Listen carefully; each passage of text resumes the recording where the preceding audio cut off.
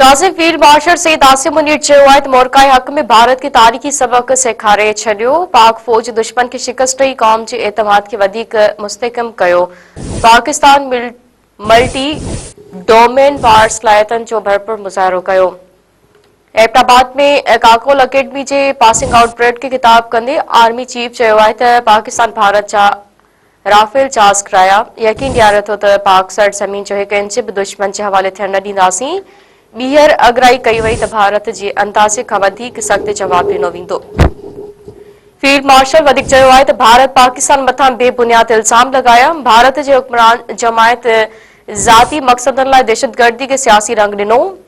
भारत मसइलनि खे आलमी असूलनि ऐं बराबरी जे बुनियाद तहत हल करे छिकताड़ खिते लाइ तबाह मचाईंदड़ नतीजनि जो सबब बणिजी सघे थी। फील्ड मार्शल चयो आहे त भारतीय क़यादत खे ख़बरदार कयां थो त न्यूक्लियर इन्वायरमेंट में जंग जी का बि गुंजाइश नाहे। कंहिं नंढी अगराई जो बि भरपूर जवाब ॾींदासीं। एक बार फिर अवां खे ब्रेकिंग न्यूज़ टियो पिया। फील्ड मार्शल सैयद आसिम मुनीर चयो आहे त मोरकाए हक़ में भारत खे तारीख़ी सबक सेखारे छॾियो। पाक फौज दुश्मन खे शिकस्त ॾेई क़ौम जे एतमाद खे वधीक मुस्तहकम कयो। पाकिस्तान मल्टी डोमेन वार सलाहियतुनि जो भरपूर मुज़ाहिरो कयो।